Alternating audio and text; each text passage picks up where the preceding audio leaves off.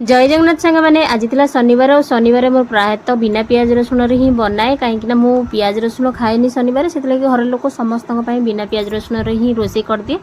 आज थी आमर डालमा होता बिना पियाज रसुण आउ पोई आलू माटी आलू सी भजा हम मसला दिखाई आउ मोर अलरेडी रोषेईवास अधा हो गला। आज जेहेतु वर्षा छाड़ी ता परदिन जो गरम गुड़गुड़ी हुए कहतुनि मोर सबू मु ओल्हे देती कानफुल भी बाहर जाइए बेकर भी मंगलसूत्र जोटा सर्टर जोटा लगे से भी छिंडी जाइए पूरा सब फांका फांका पूरा अलग अलग प्रकार देखा पूरा भेषटा पूरा अलग हो ये मोर रोषेईवास अधा हो गला। मो पुओ आज एकाटिया होकर खेलुँ कहीं बड़ पुओ अर्पित शोई पड़ी अनुज एकाटिया खेलुची मत कहे मामा भाई शोई पड़ी से मुझे एकाटिया खेलुची। ये मोर रोषेईवास अधा सरीगला डालमा सर जा पोई आलू भजाटा मसला दिखाई करदे बस सैला